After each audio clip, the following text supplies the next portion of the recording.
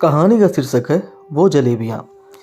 किसी को स्टेशन भिजवा दो जी, कानपुर वाली दीदी की ट्रेन आने ही वाली होगी। नहीं तो आते ही कहेंगी कि दयाल, तुझसे इतना भी ना हुआ कि दीदी को लेने स्टेशन आ जाता या किसी को भेज ही देता। मेरी पत्नी शीतल ने बड़े ही मजाकिया ढंग से शादी के अनगिनत कामों के बीच मुझे एक ज़रूरी काम याद दिलाया, तो मैंने जल्द ही किसी को दीदी को स्टेशन लाने के लिए भेज दिया। अच्छा, वो बारातियों के गिफ्ट्स देख लिए ना तुमने, ठीक है ना? मैंने शीतल से पूछा तो उसने अपना एक हाथ मेरे कंधे पर रखते हुए अपने दूसरे हाथ से एक गर्म चाय की कप मेरे हाथों में थमा दी। दो पल को सांस भी ले लो जी, सब बढ़िया है। हम हमारे हिसाब से सब अच्छा ही कर रहे हैं। अब थोड़ी बहुत 19-20 हो जाएगी तो कौन सा तूफान आ जाएगा। पहले आप शांति से बैठकर चाय पी लीजिए और भगवान पर भरोसा रखिए। देख लेना, ऊपर वाले की कृपा से सभी काम बड़े अच्छे से संपन्न होंगे। हाँ शीतल, यह कह तो तुम सही रही हो, पर बेटी की शादी की तैयारियों में जुटा पिता कभी चैन से बैठा देखा है? तो मैं चैन से कैसे बैठ सकता था भला? और शीतल को भी कहाँ चैन था। दो पल भी एक जगह न ठहरती। कभी उसे ये काम याद आता तो कभी उसे वो काम याद आता। खैर, हम दोनों ही बड़े उत्साहित और साथ में कुछ चिंतित भी थे। अब हमारी छोटी बिटिया रिया का ब्याह जो था, शादी की सब तैयारियां लगभग हो चुकी थी। मैरिज हॉल की बुकिंग, रिश्तेदारों को दिए जाने वाले उपहार, बारातियों के स्वागत का इंतजाम, बर्तन, गहने, कपड़े इत्यादि की खरीदारी। शादी की तैयारियां मैंने अपने सामर्थ्य से कहीं ज़्यादा कर ली थी, क्योंकि मेरे हिसाब से यह हमारे लिए आखिरी बड़ा खर्चा था। पहली दो बड़ी बेटियों की शादी में तो फिर भी पीछे वाली बेटियों के लिए सोचना था, मगर अब सिर्फ रिया ही थी। इसलिए रिया के ब्याह में मैं किसी तरह की कोई भी कमी रखना नहीं चाहता था। शीतल अक्सर शादी के बढ़ते हुए खर्चों में मेरा हाथ पीछे को खींचती, पर ब्याह के हर्ष उल्लास में मैं कहाँ ब्याह से इतर भविष्य के चर्चों के लिए सोचने बैठता। ब्याह को अब केवल एक ही सप्ताह रह गया था कि तभी रिया के होने वाले ससुर जी का कॉल आया। नमस्कार समधी जी, कैसे हैं? हो गई शादी की सारी तैयारियां? जी नमस्कार। यूँ तो सारी तैयारियां हो गई हैं, पर तैयारियों का क्या है भाई साहब, शादी वाले दिन तक चलती ही रहती हैं। हाँ हाँ, सही कह रहे हैं आप दयाल जी, उन्होंने ठाका मारते हुए कहा। दयाल जी, एक बात करनी थी आपसे। जी कहिए भाई साहब, मैंने कुछ चिंतित पर विनम्र भाव से कहा। जरा खाने पीने का इंतज़ाम तगड़ा रख लीजिएगा। वो क्या है ना, हमारे यहाँ खाने पीने के सब बड़े शौकीन हैं। मीठे में आपने 2 चीज़ें ही रखवाई हैं ना, उन्हें बढ़ाकर 5 कर दें, और स्टार्टर्स में भी कम से कम 5-7 तो कर ही दें। जी भाई साहब, सब हो जाएगा। मैंने उन्हें तो हाँ कह दी, पर 2 मिनट की शादी को बढ़ते हुए बजट ने उन दिसंबर की सर्द दोपहरी में भी मेरे माथे पर पसीने की बूंदें छलका दी। ब्यूटी पार्लर से लौटी मेरी रिया झट से मेरे परेशान मन को भाप गई। कुछ डिमांड की क्या अतुल के पापा ने आपसे? नहीं नहीं, कुछ नहीं बेटा, मैंने बात को टालते हुए उसके चेहरे को नूर को देखकर कहा। अरे वाह, चांद सी चमक रही है हमारी बिटिया रानी। पार्लर जाकर तो तेरा चेहरा और भी खिल उठा। अपनी माँ को भी ले जाती, वो भी थोड़ा यंग दिखने लगती। मैंने अपने बगल में बैठी रिया की माँ शीतल को कुहनी मारते हुए छेड़ा। पापा, आप बात मत घुमाओ, बोलो जल्दी, क्या बोले अतुल के पापा? खाने के कुछ आइटम बढ़ाने को कहा है। लाख इशारे करने पर भी शीतल ने अपना मुंह रिया के सामने खोल ही दिया। आखिर उसका डर भी तो जायज़ था। बुढ़ापे में ही तो सबसे ज़्यादा पैसों की जरूरत पड़ती है, और मैं तो अपनी सारी जमा पूंजी खर्च करने लगा था। आप अब एक भी खाने का आइटम नहीं बढ़ाएंगे? उसने मुझे बिल्कुल उसी तरह डांटा जैसे मैं कभी छोटी सी रिया को डांटा करता था। अब एक भी और चॉकलेट नहीं रिया, वरना दांत सड़ जाएंगे।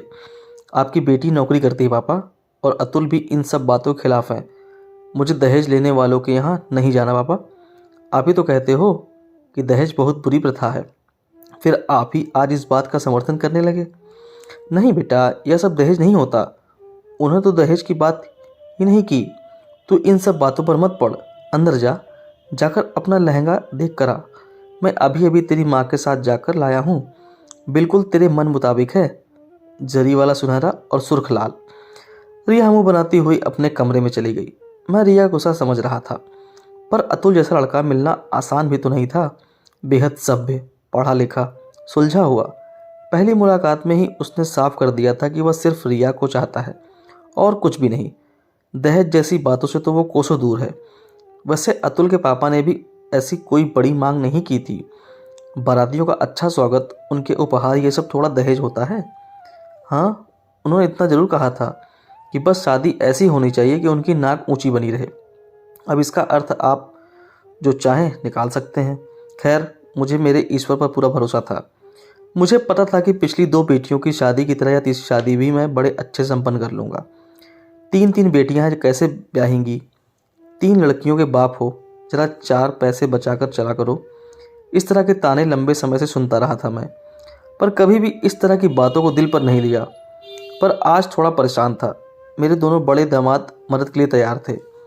यहाँ तक कि होने वाले तीसरे नंबर के दामाद अतुल ने भी बार बार पूछा, पापा जी कोई दिक्कत तो नहीं, कोई मदद हो तो कर दूं? पर मैं अब तक सब अपने बलबूते पर करता आया था, सो अब भी मुझे विश्वास था कि मुझसे सब हो जाएगा। मैरिज हॉल सज चुका था। रिया दुल्हन के रूप में बेहद प्यारी लग रही थी। शीतल कुछ परेशान थी।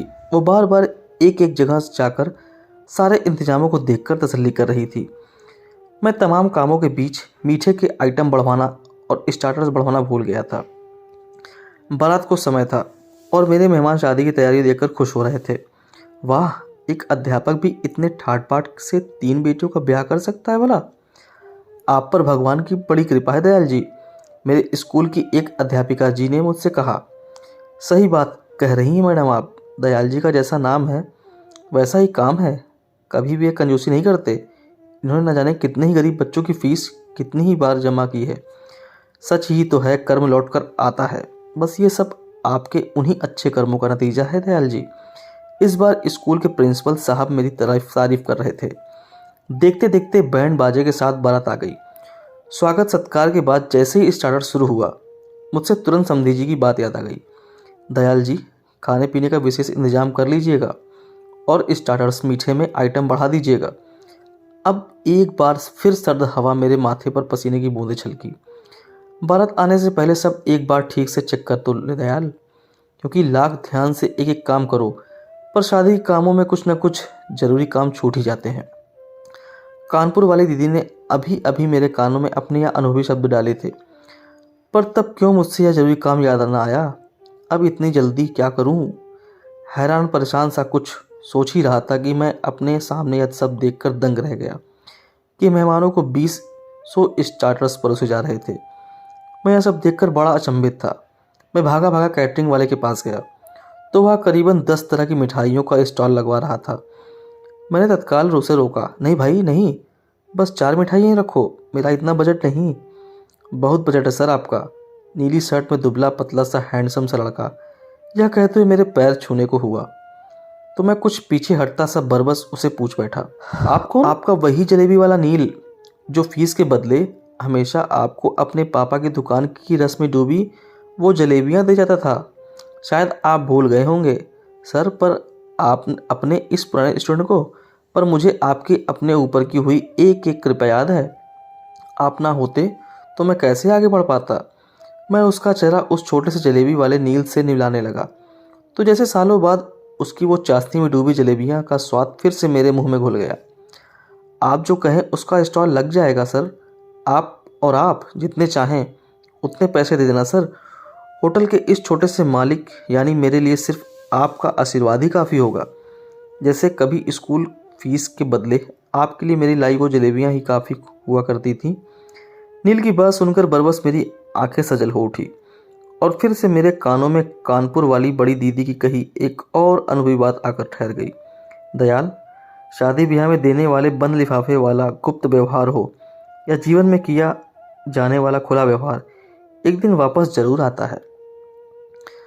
दोस्तों, उम्मीद करता हूँ ये शिक्षाप्रद कहानी आपको पसंद आई होगी। अगर पसंद है वीडियो को लाइक करें, शेयर करें और चैनल पर नए हो तो चैनल सब्सक्राइब करना ना भूलें। धन्यवाद।